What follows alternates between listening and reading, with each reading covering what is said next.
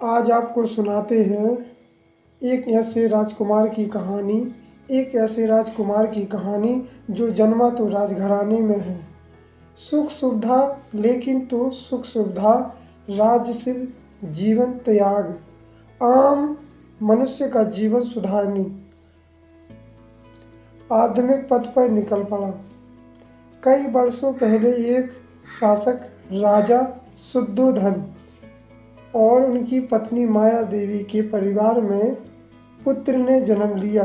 यह बालक किसी महल में नहीं, लुम्बिनी बुद्ध वन में पैदा हुआ। लुम्बिनी बुद्ध वन में पैदा हुआ। एक राजकुमार ने जन्म लिया। उसके चेहरे पे पड़ रही सूरज की रोशनी उसे लौकट चमकते हुए दे रही उसे लौकट चमक दे रही थी। शायद यह कोई संकेत था।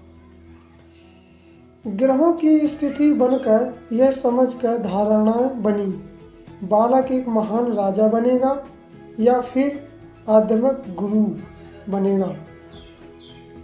बालक का नाम सिद्धांत रखा गया।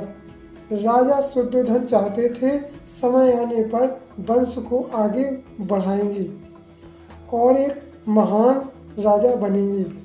सिद्धांत की तकदीर बनाने में लग गए और एक महान राजा बने। सिद्धांत की तकदीर बनाने में लग गए या उनका ऐसा भ्रम था। समय बीता चला गया। 29 साल के हो गए। क्षत्रिय वंश के एक लंबे चौड़े खूबसूरत राजकुमार, वो राजकुमार जिन्होंने अपने जीवन 29 वर्ष महल की 4 दीवारें हर संभव से गुजारे और साधना से व्रत किए, बाहर की दुनिया से पूरी तरह अनजान। एक दिन महल पर प्रचिन पर खड़े सिद्धांत ने नीचे देखा। उन्होंने वो देखा जो अब तक नहीं देखा था, जो शायद कल्पना से परे था। एक दिन महल पर प्रचिन पर खड़े सिद्धांत ने नीचे देखा। उन्होंने वो देखा जो अब तक नहीं देखा था, जो शायद कल्पना से परे था। उनके मन में कई सवाल उठे। वहाँ क्या है? किस तरह के लोग रहते हैं? किस तरह के चीज़ें हैं? मैं जानता नहीं, कभी देखा नहीं, पर देखना चाहता हूँ। एक दिन चुपचाप महल से निकलकर साथी के साथ नई दुनिया में आए। वहाँ तो हवा वैसे ही है जैसे हवा में हम रोज सांस लेते हैं। पेड़ और फूल भी जैसे महल के बगीचे में हैं। इस बहते हुए पानी कलकल, इसका रंग भी वही है जो महल में है। बिल्कुल वही राजकुमार को एक बीमार आदमी दिखाई दिया। सिद्धांत विचलित हो गए और अपने मित्र से पूछा, यह आदमी उत्साहित क्यों दिख रहा है? ऐसा क्यों दिख रहा है? राजकुमार, यह आदमी स्वस्थ नहीं है, बीमार है। कुछ आगे बढ़े। उन्होंने बूढ़ा आदमी देखा। काफी उम्र हो गई है, बूढ़ा हो चला है। आगे जाकर एक मृत शरीर पड़ा था। यह व्यक्ति ऐसा क्यों पड़ा है? जीवन शेष हो गया है राजन। साथ बैठे लोग याद क्या कर रहे हैं? साथ बैठे लोग उसके परिवार के लोग हैं। सुख काल है, वेदना में हैं। जिन लोगों को मैं जानता हूँ परिवार के सदस्य हैं। महाराज मेरे पिता, परिवार के अन्य लोगों, मेरे दोस्त, उनके साथ बड़ा हुआ हूँ। क्या सभी के साथ यही होगा? सबके साथ? राजकुमार, बूढ़ा तो सबका आएगा। हम सभी कभी ना कभी बीमार भी होंगे। परंपरा सभी की मृत्यु प्राप्त होगी। महल के अंदर की दुनिया सच्चाई से परे थी कि जैसे सिद्धांत का सच में सामना हुआ, उनकी दुनिया टूट के बिखर गई, शोक में डूब गए।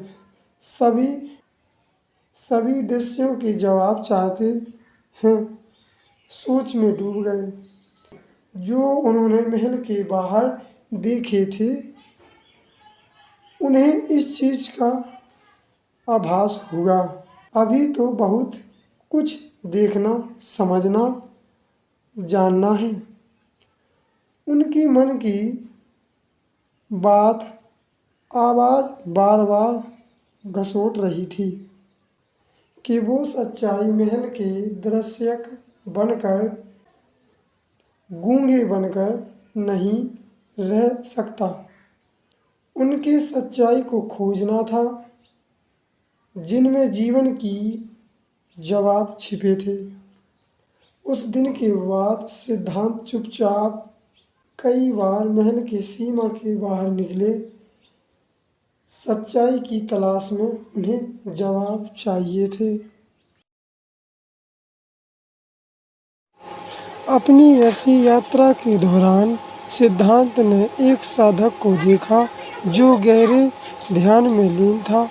उसकी आंखें धीरे से खुली। सिद्धांत की आंखों से आंखें मिली, उनके विचार जुड़े। सिद्धांत को उसी क्षण एहसास हुआ जो उत्तर बाहर खोज रहे थे, वो तो उनके भीतर ही थे, स्वयं के अंदर। उनका निश्चय का आकार आसपास के लोगों का दुख समझने में तो स्वयं उनको समझना पड़ेगा, अन्यथा उनका जीवन अधूरा रहेगा।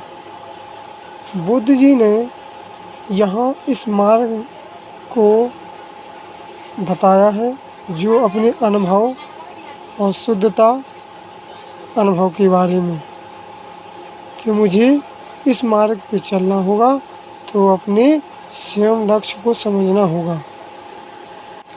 उन्हें इस बात का एहसास हुआ, सांसारिक गतिविधियों लुप्त रहकर सच्चाई की खोज यात्रा शुरू करनी होगी। उन्हें अपने वर्तमान जीवन की सुख सुविधा, महल की चार दीवारें त्यागना होगा।